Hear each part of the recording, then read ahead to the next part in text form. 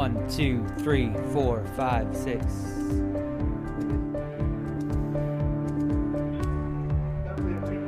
Thanks.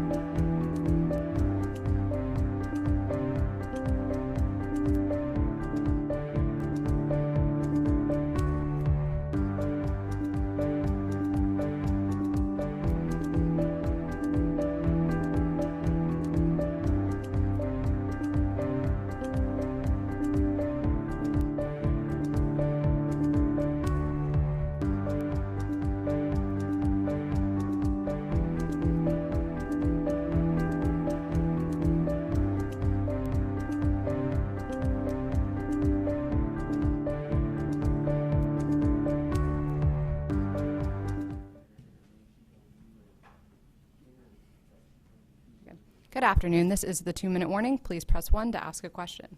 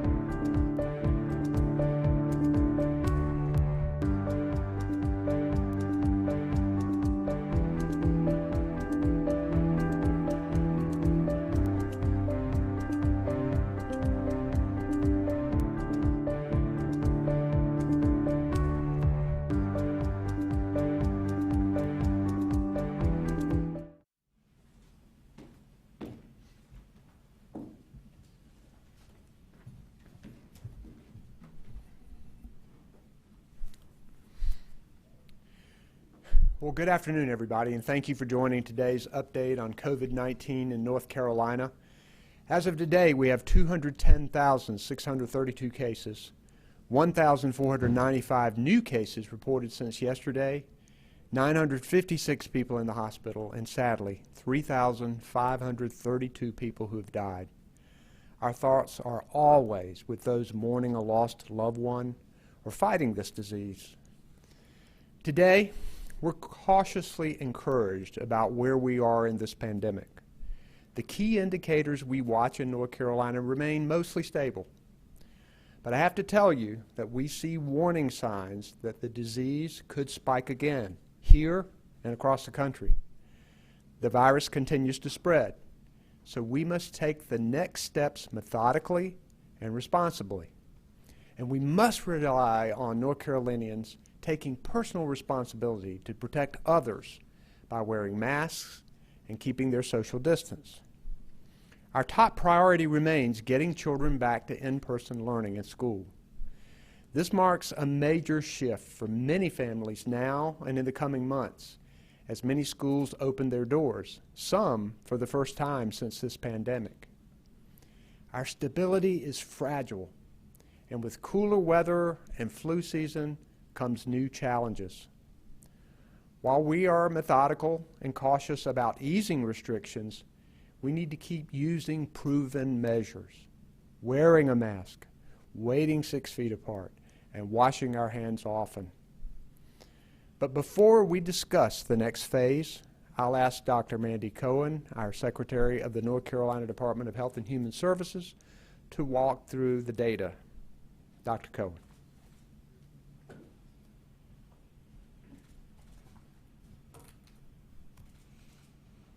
Thank you, Governor. Those 3 W's are going to be critical to protect the progress we've made. So let's dig into the data. As a reminder, every week we look at a combination of trend metrics. We look at COVID-like syndromic cases, new cases, positive tests as a percentage of the total tests, and hospitalization. Together, these 4 metrics give us a complete picture of where we are today. And as you'll see in the data, we are stable, but as the governor said, fragile. In our first graph, we look at people who come to the emergency department with COVID-like symptoms. This is our earliest detection mechanism. Taking a look at the yellow line, you can see that this yellow line ticks up just slightly.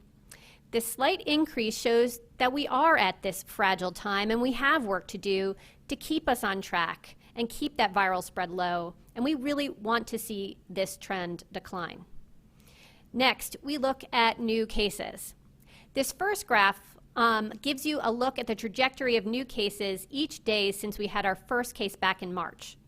The yellow line shows our peak of cases back in July, then a slight bump in August corresponding to this reopening of universities and colleges, and then a decline to the cases at their current level.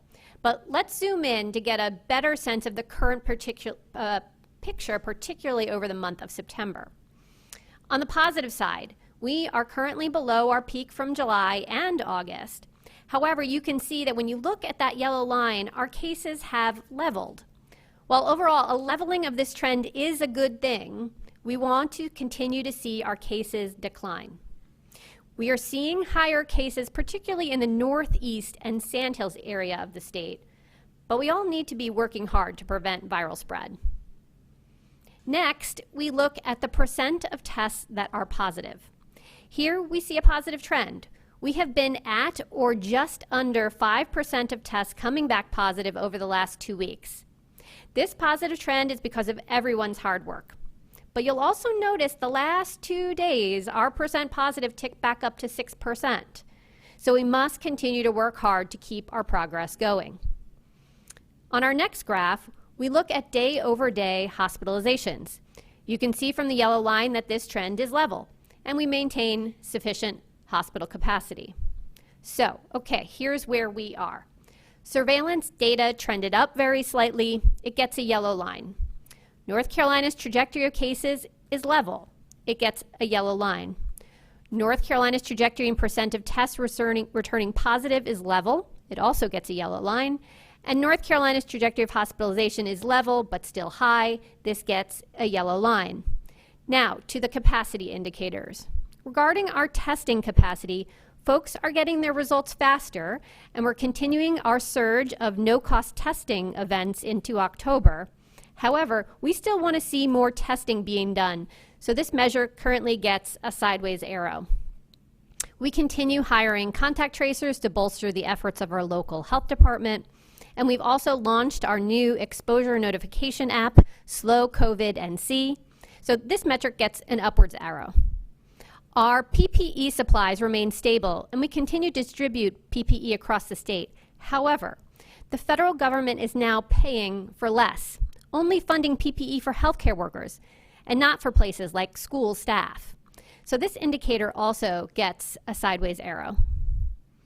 Our steady, evidence-based approach has kept us from those dire circumstances other states have faced and has allowed us to responsibly ease measures.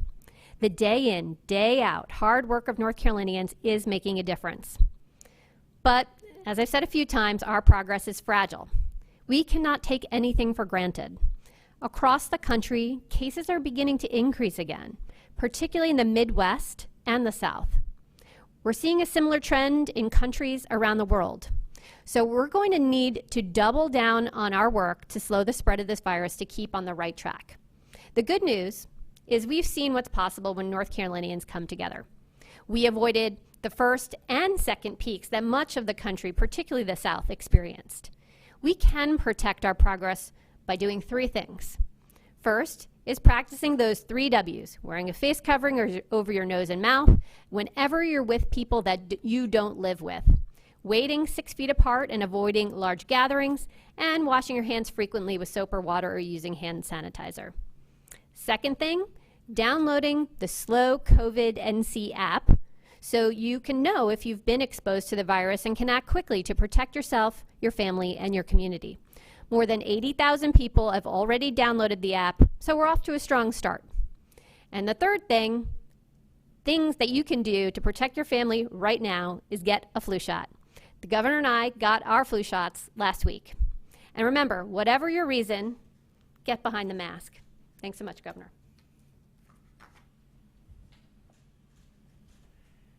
Thank you, Dr. Cohen, and thank you for your leadership.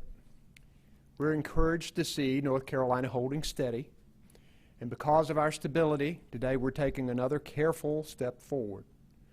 North Carolina will move into Phase 3 beginning this Friday, October the 2nd at 5 p.m. So here's what'll change.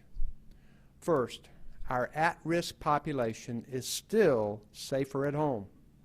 For those over 65 and those with health risks, we urge responsibility in your choices. For everyone, a face covering is mandatory for those over the age of 5. As the head of the CDC said, a mask is the single best tool we have against this virus.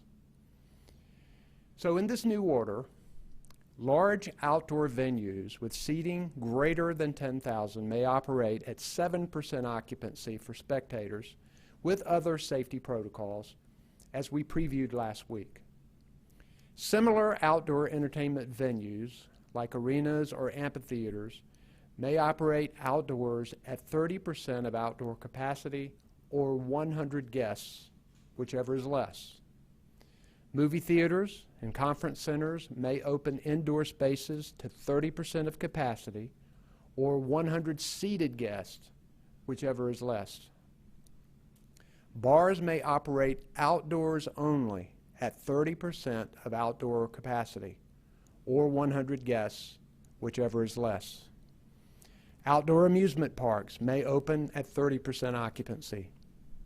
The limits on mass gatherings will remain at 25 people indoors and 50 people outdoors.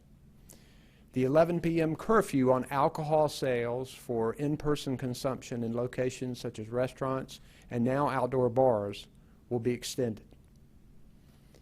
Phase 3 continues our state's dimmer switch approach to easing restrictions, and it will be effective through Friday, October the 23rd.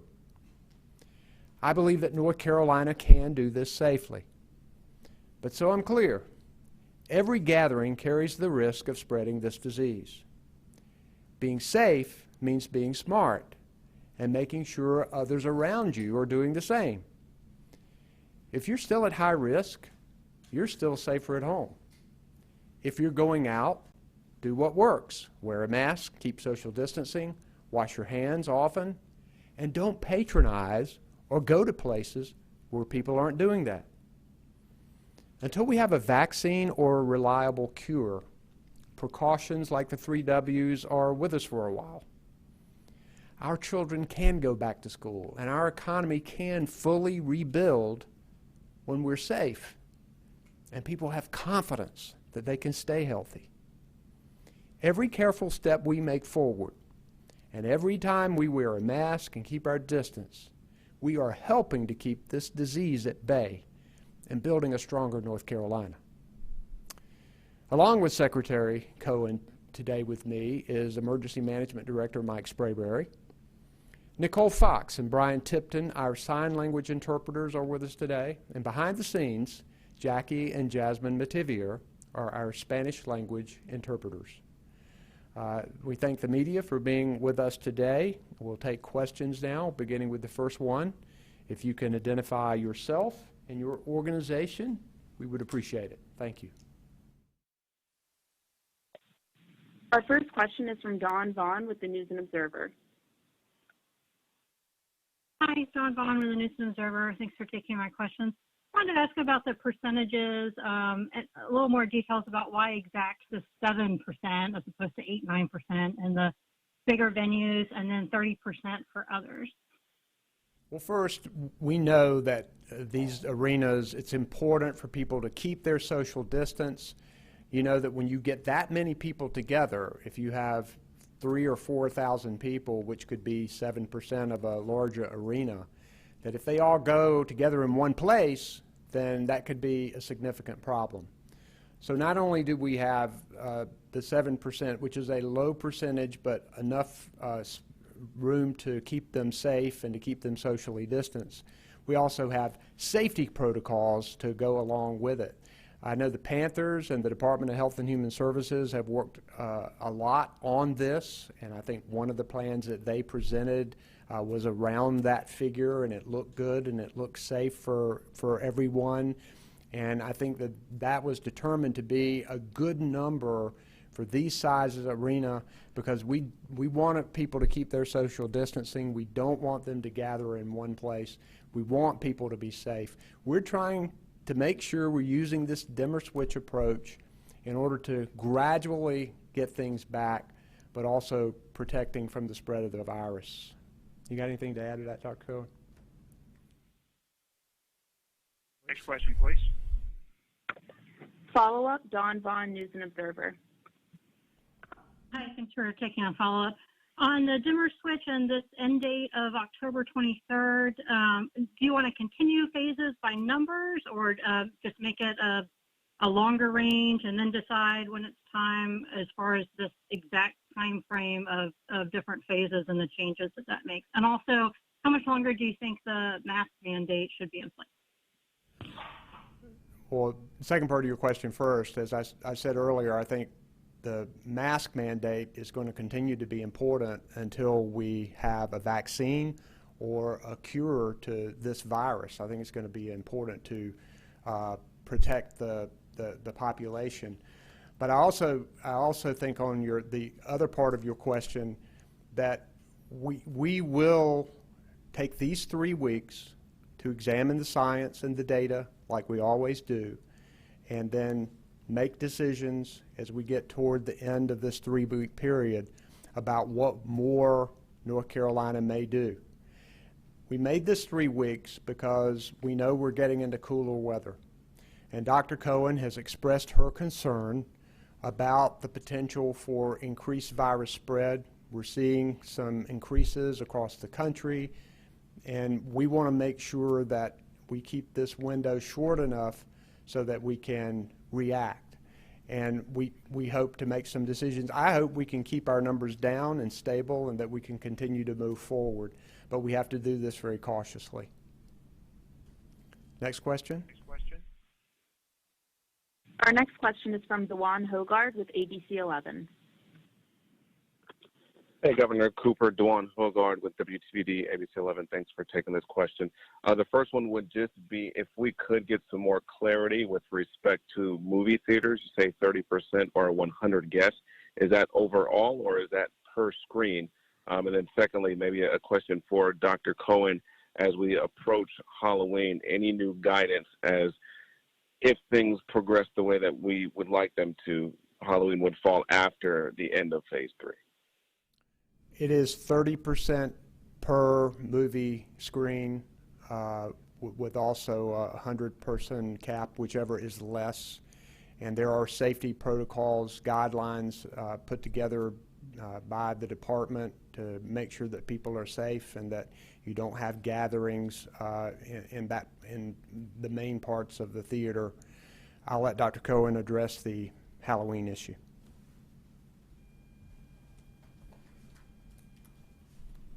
Hi, Dewan. Our department put out guidance related to Halloween at the end of last week, so you can go and check out that guidance. But essentially, Halloween's not canceled, but like many things this year, it's going to have to look a little different. And I think it's the perfect opportunity as you're thinking about what you want to be for Halloween. Think about how you're going to incorporate certainly a face covering or a mask as part of that costume. And it's going to hold the same principles. We want to make sure that people are wearing a mask, waiting 6 feet apart, and washing their hands. So when you think of a traditional go door-to-door trick-or-treat, I think that's going to have to look a little different. And we gave some different kinds of options that folks can think about, whether that's a candy hunt in someone's backyard, or there are ways to more safely put candy out so that folks aren't dipping their hands into the same bowl that others might be. So there are options in there to lower everyone's risk. What I will share, as I always do with folks, is that you need to evaluate your own risk as a family and make sure that you're doing things to protect yourself. It doesn't eliminate risk. We can only lower risk. And we do hope that folks do look at that guidance and do some of those lower risk activities. Particularly what I am worried about is parties that are indoors. So again, the governor just spoke in his executive order about mass gathering limits. We don't want to see more than 25 people indoors, 50 people outdoors. Again, that is because we have seen over and over that this virus can spread easily in groups of people. So there's a way to enjoy Halloween. I'm certainly looking forward to that, but we just have to do it a little bit differently this year. Thanks. Thank you. Next question, please. Our next question is from John Downey with the Charlotte Business Journal. Yes, this is John Downey with the Charlotte Business Journal, Governor. I have a non-COVID question. Do you have any reaction to the published reports that NextEra Energy is interested in buying Duke Energy Corp? I haven't read the article on it. I heard about it today, but what I will say is that North Carolina is proud to be the home of Duke Energy, which is a Fortune 50 company. Duke has been an important partner in our economic development and right here at the Emergency Operations Center in disaster recovery. I'm also pleased with Duke Energy's response to my clean energy plan that I put forward in Executive Order 80 and our commitment to clean renewable energy.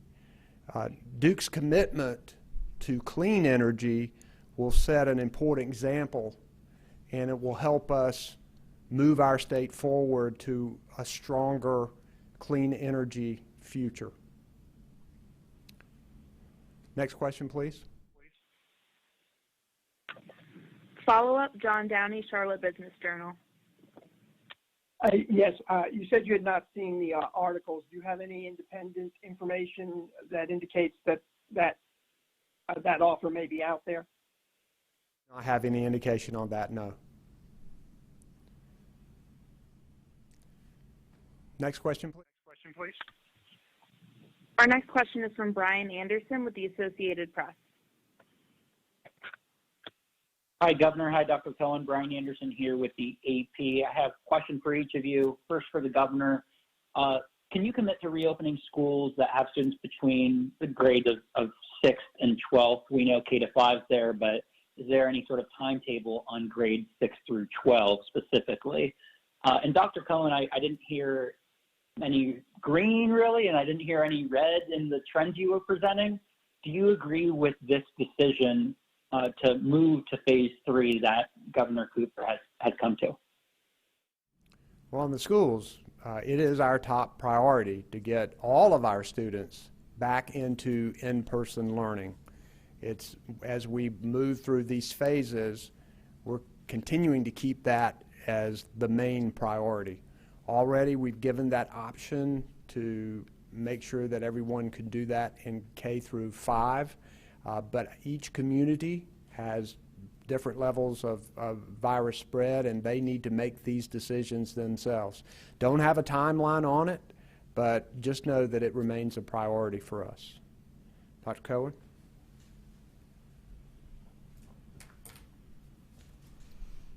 Thanks, Brian, for the question. And we are taking cautious steps forward in this next phase. I think it's why you see with every venue that we are opening that there are both capacity restrictions, masking restrictions, social distancing requirements. So I think it is a thoughtful step forward. But our trends are fragile. I think that has been the theme of what I was sharing today with our trends. We are stable but fragile, and I think it means that we need to continue the hard work that we're doing. So we need to make sure that everyone recognizes that they have a part to play in this, whether it's following the 3 Ws, getting your flu shot, downloading Slow COVID NC app. So we have work to do as we go forward, but we need to balance as we move forward here. We want to balance being able to continue to make progress as well as hold down this viral spread, and we can do that when we work together. Thanks.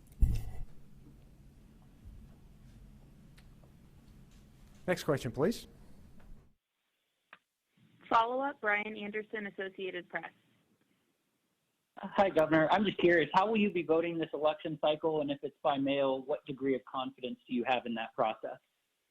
So first, I have confidence in the security of our elections, and I know the State Board of Elections is working hard to make sure that our elections are safe and secure, that everybody has the opportunity to vote. Right now I'm planning, I think I'm going to vote early in person. That's the way that I usually do it, and Kristen and I will probably do that shortly after the polls open on October the 15th.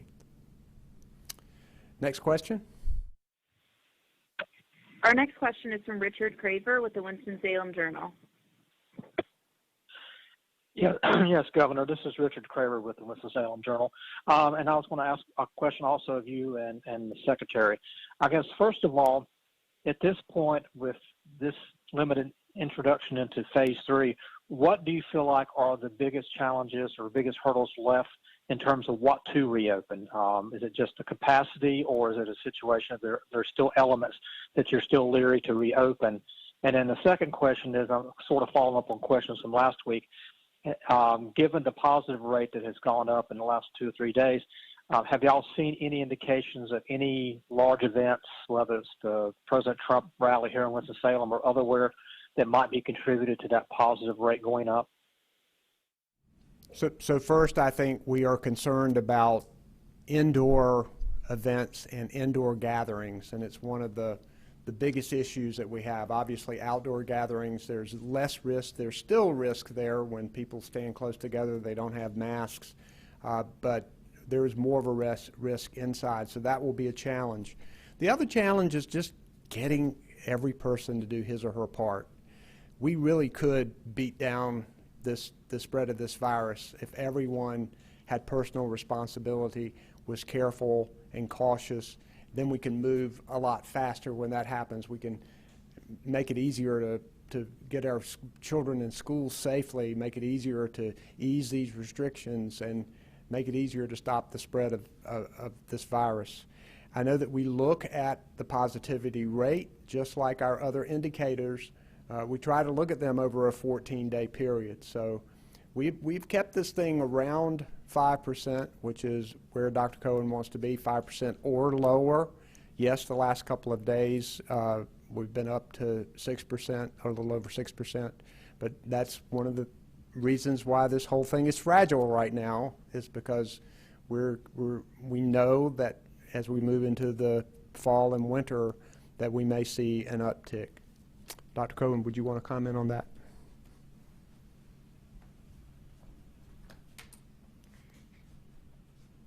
Thanks, Richard. First, I do want to reiterate what the governor was saying about the distinction between indoor and outdoor. And I think as you see moving forward in this cautious way, that we are promoting things that are outdoors if they are higher risk activities. So the things that we still think are challenges are indoor gathering type activities. Those are going to be activities that continue to bring with them a risk of viral spread. And that's, again, why we go back to the things that we know we need to do. Follow these restrictions, wearing your face coverings.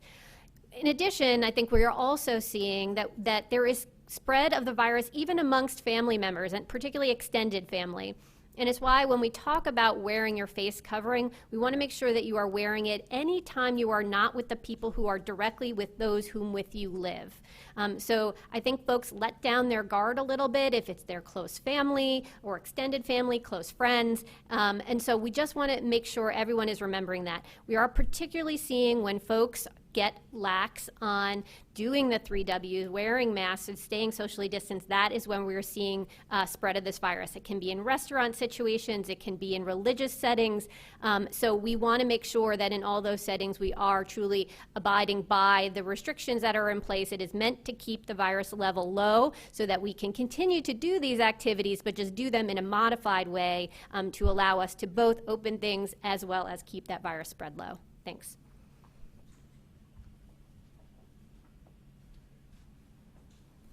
Next question, please. Follow-up, Richard Craver, Winston-Salem Journal.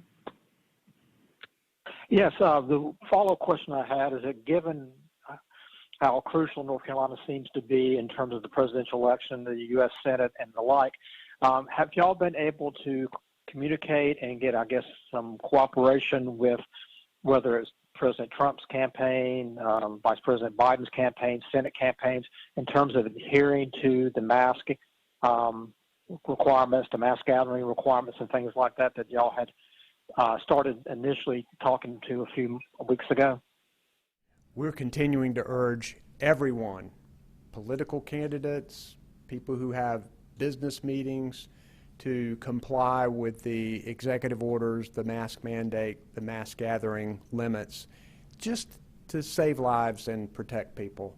I don't know about specific conversations. Dr. Cohen, I don't think she's had any specific conversations, but we've been pretty clear that that's what we encourage them to do, and we're going to keep encouraging them to do that. Next question, please. Our next question is from Sharon Van Zwieten with Spectrum News. Good afternoon. Excuse me, Governor.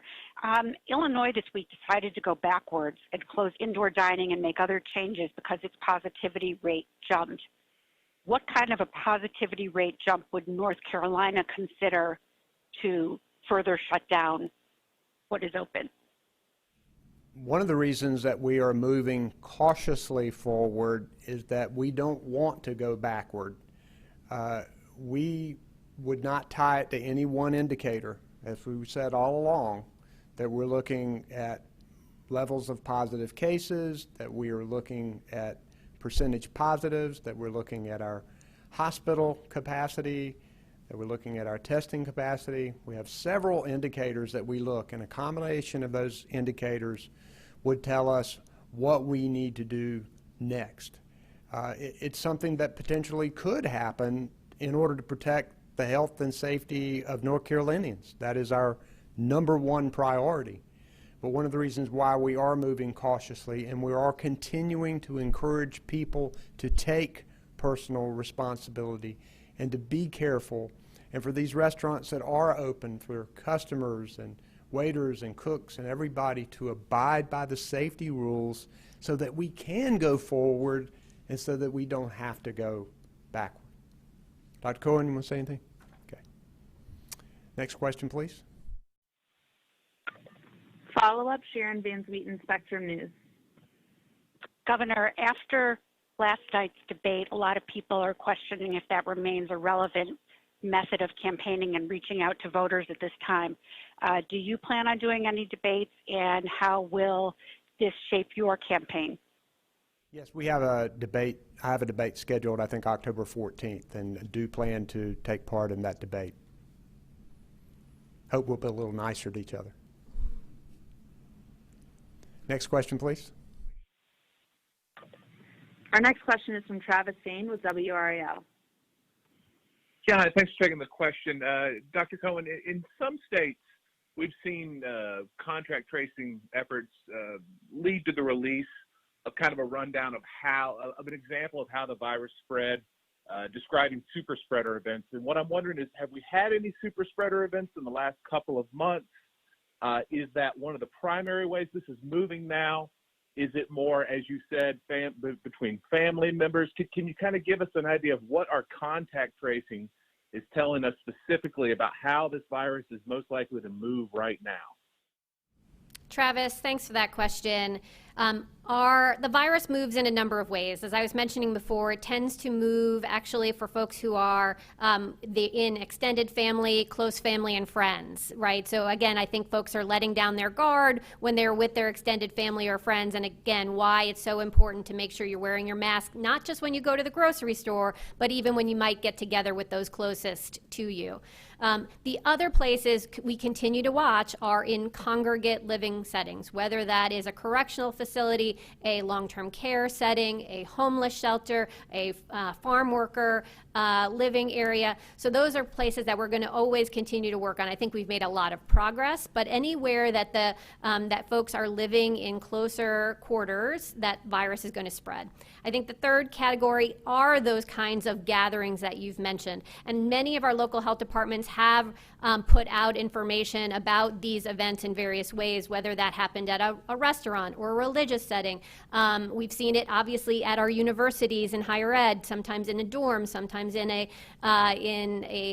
off-campus housing. So those are the ways in which we're really seeing virus spread. We've learned a lot about this virus. What we know is that the risks are greater indoors than outdoors, so that's one. The risks are greater when you do have a lot of folks together because there are certain events that cause virus to spread to a lot of people all at once, and then it seeds even more people. So that's a concern about bringing people together.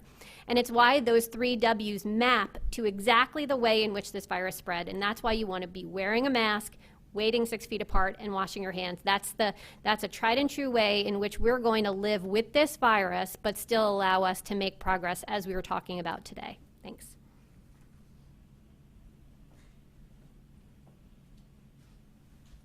Next question, please.